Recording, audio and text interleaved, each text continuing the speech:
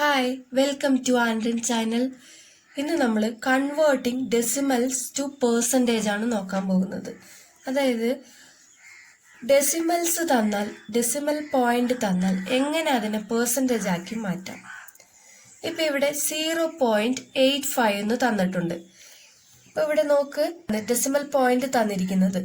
അപ്പോൾ നമുക്ക് എങ്ങനെ എഴുതാം? പേഴ്സൻറ്റേജിലേക്ക് മാറ്റുക എന്ന് പറയുമ്പോൾ 0.85നെ 100% കൊണ്ട് മൾട്ടിപ്ലൈ ചെയ്യണം.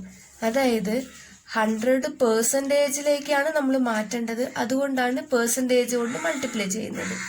ഇനി 0.85നെ നമുക്ക് മാറ്റി എഴുതാം. 0.85നെ 85/100 എന്നെഴുതാം. അതായത് 2 സ്ഥാനം മാറി പോയിന്റ് ഉള്ളത് കൊണ്ടാണ് നമ്മൾ 2 0 ഇട്ടത്. 2 0 എന്ന് പറയുമ്പോൾ 100 ആണല്ലോ 2 0 ഉള്ളത്. ഇൻറ്റു 100%.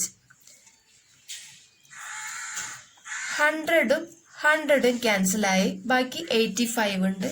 അപ്പോൾ 85%. ഇനി 0.3 നോക്കാം.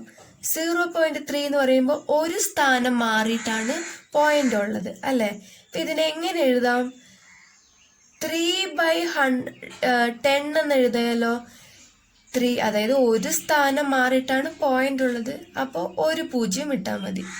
10 ആണ് ഒരു 0 ഉള്ളത്. ഇൻറ്റു 100ലാണ് നമ്മൾ പേഴ്സൻറ്റേജ് കണക്കാക്കുക, അല്ലേ? ഇനിയിപ്പോൾ ഇവിടെ 0യും ഇവിടെ ഒരു 0യും ക്യാൻസൽ ആകും. ഈക്വൽ ടു 3 × 10 എന്ന് പറയുമ്പോൾ 30 എന്ന് കിട്ടും. 30%.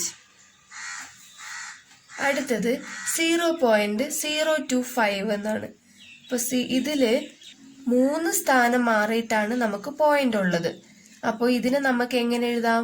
പോയിന്റ് ഇല്ലാതെ 25 എന്ന് എഴുതിയിട്ട് 3 സ്ഥാനം എന്ന് പറയുമ്പോൾ 3 0 ഇടുക.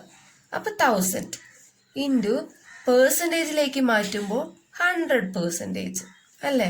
ഇനി ഇവിടെ 2 0, ഇവിടുത്തെ 2 0 വെട്ടി.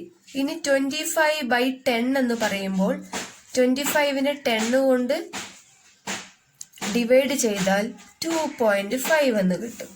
അതുപോലെ തന്നെ 2.25നെ നമുക്ക് എങ്ങനെ മാറ്റി എഴുതാം? 225 എന്ന് എഴുതിയിട്ട് ഇവിടെ 2 സ്ഥാനം മാറിയിട്ടാണ്. അപ്പോൾ 2 0 ഇൻറ്റു 100. അപ്പോൾ 100ഉം 100ഉം ക്യാൻസൽ ആകും. 225% എന്ന് കിട്ടും.